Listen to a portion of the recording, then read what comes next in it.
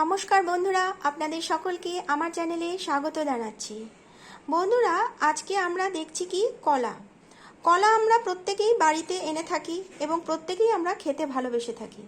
কিন্তু এই যে কলাটা খাওয়ার পরে আমরা তো কলাটা খেয়ে নিলাম, কিন্তু খাওয়ার পরে কলার খোসাটাকে কি করি? আমরা হয় বাইরে ফেলে দিই কিংবা কোনো ডাস্টবিনটে আমরা ফেলে দিই।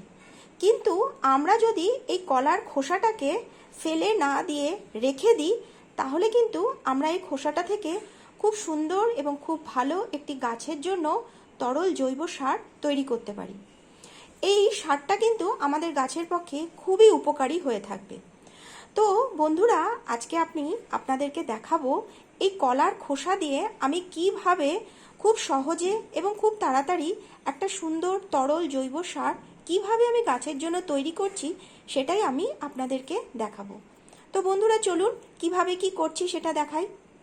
এবার আমি বাটিতে একটু গুড় নিয়ে নিলাম।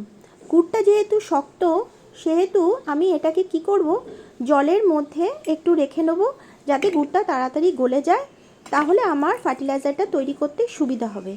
এরপরে আমি কি করছি দেখুন। আমি কিছুটা জল নিয়েছি, এই জলের মধ্যে শুকনো কলার খোসাগুলো ডুবিয়ে দেবো। দেখুন বন্ধুরা, ছিঁড়ে ছিঁড়ে যদি ডোবাতে পারেন তাহলে আরোই ভালো। শুধু যে ছিলকা থাকবে তা না, আমাদের কখনো কখনো ব্যবহার করা কলাও ঘরের মধ্যে থেকে যায় এবং শুকিয়ে যায়, সেটাও আমরা এই জলের মধ্যে দিয়ে থাকতে পারি। এরপরে আমি এটার মধ্যে দেব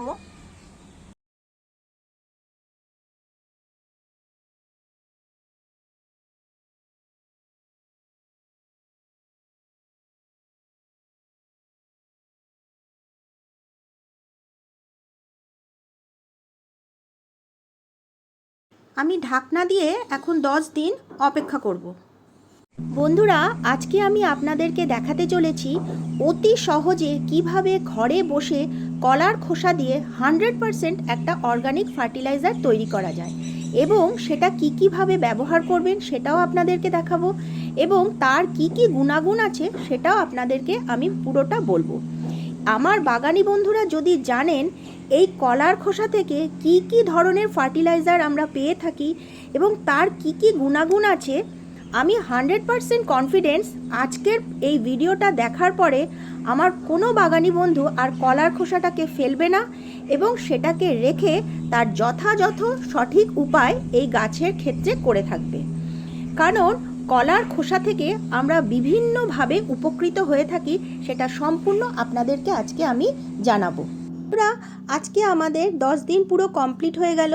এই 10 দিন ধরে এই বালতির ওপরে গামলাটা ঢাকনা দেওয়া অবস্থায় ছিল। আমি এবার দেখব যে এটার ফার্টিলাইজারটা কেমন তৈরি হয়েছে, এটা আপনাদেরকেও দেখাবো, আমিও দেখব যে গুড় আর কলা একসঙ্গে থাকাতে কেমন হলো। দেখুন বন্ধুরা, খুব সুন্দর একটা জৈব ফার্টিলাইজার তৈরি হয়েছে। আমরা যখন কলার খোসা দিয়ে জলের ভেতরে গুড় দিয়ে এরকম ফার্টিলাইজার তৈরি করব, যদি আপনারা দেখেন এরকম সাদা রঙের ফাঙ্গাস হয়ে গেছে, তখন আপনারা বুঝতে পারবেন আপনার ফার্টিলাইজারটা 100% ভালো তৈরি হয়েছে, খুব ভালো তৈরি হয়েছে। এই ফার্টিলাইজারটা থেকে কোনো দুর্গন্ধ বেরোয় না। এই যে কলার খোসা দিয়ে আমি যে ফার্টিলাইজারটা তৈরি করেছি, কলার খোসার থেকে পাই আমরা প্রচুর পরিমাণে পটাশিয়াম, ফসফরাস, ম্যাগনেসিয়াম এবং কপার। আমরা যে গাছ লাগাই, ছাদে বলুন, ব্যালকনিতে বলুন, বাগানে, কিসের জন্য? প্রচুর ফুল পাওয়ার জন্য, ফল পাওয়ার জন্য। এই পটাশিয়াম যে জৈব সারটা আমি তৈরি করলাম, এইটা যদি আমি গাছে দিয়ে থাকি তাহলে আমাদের ফুলের মাত্রাটাও বাড়বে এবং ফলের মাত্রাটাও অনেক বাড়বে এবং গাছের কাণ্ডগুলোকে অনেক শক্ত করতে সাহায্য করে পটাশিয়াম এবং গাছের ইমিউনিটি সিস্টেমটাকেও অনেক স্ট্রং করে, শিকড়গুলোকেও অনেক স্ট্রং করে। আমাদের যদি শরীরের ইমিউনিটি সিস্টেমটা বন্ধুরা স্ট্রং থাকে তাহলে কি হয়, আমরা অতি সহজে কোনো বাইরের দ্বারা রোগে তাড়াতাড়ি আমরা অ্যাটাক আমাদের করতে পারে না। সেমনি পটাশিয়াম যদি যথাযথ মাত্রায় গাছের থাকে তাহলে গাছকে কিন্তু বাইরে থেকে কোনো পোকা, যে সমস্ত গাছের ভেতরে হয়ে থাকে, মাটির ভেতরে কোনো পোকামাকড়, ফাঙ্গাস শত তাড়াতাড়ি গাছকে এফেক্ট করতে পারে না। গাছ খুব সুস্থভাবে তাড়াতাড়ি বাড়তে পারে। আর আমি এই জৈব তরল যে ফার্টিলাইজার তৈরির সময় যে গুড়টা দিয়েছিলাম, গুড়ের কার্যকারিতা হচ্ছে গুড় মাটির গুণগত মানটাকে আরও বেশি পরিমাণে বাড়িয়ে তোলে। মাটির ভেতরে যে ব্যাকটেরিয়াগুলো থাকে সেই ব্যাকটেরিয়াগুলো কি করে, গুড়টাকে খেয়ে তারা আরও দ্বিগুণ মাত্রায় কাজ করতে শুরু করে, তখন মাটিটা কি হয়, আরও উর্বর হয়ে যায়। এবার আমি কি করছি দেখতে থাকুন। আমি এবার এটাকে ভালো করে মিশিয়ে দিচ্ছি।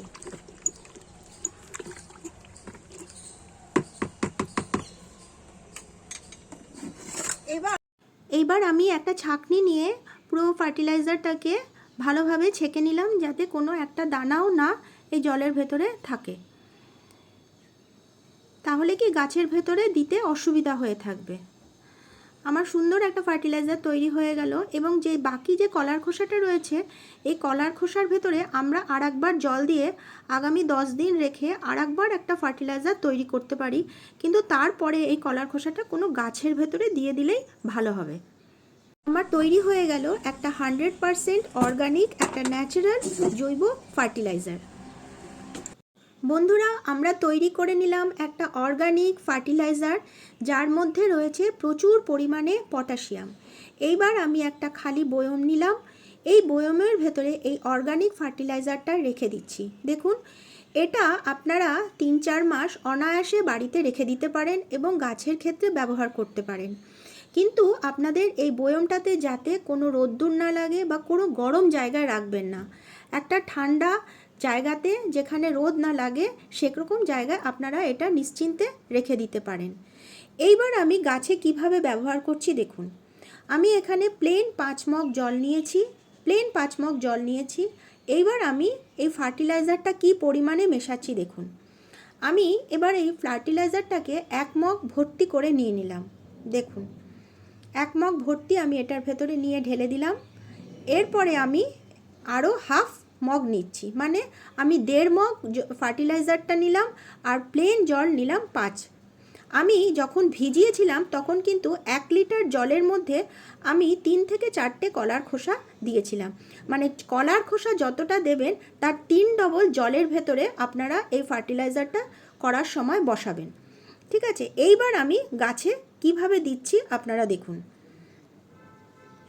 এইবার আমি সমস্ত টবের গাছগুলোতে এই ফার্টিলাইজারটা দিয়ে দেবো।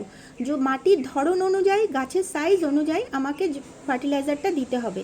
এমনভাবে দেব যেন ড্রেনেজ হয়ে নিচ থেকে না বেরিয়ে যায়, টব থেকে, যেন ফার্টিলাইজারটা টোটালটাই গাছের ওই শিকড়ের সঙ্গেই যেন মাটির ভেতরে থাকে। বন্ধুরা, আপনাদের যদি আমার এই ভিডিওটা ভালো লেগে থাকে তাহলে অবশ্যই লাইক করে দেবেন এবং চ্যানেলটাকে অবশ্যই সাবস্ক্রাইব করে দেবেন। তাহলে কি হবে, আমার নেক্সট ভিডিওটা আপনাদের কাছে অতি সহজে তাড়াতাড়ি চলে যাবে।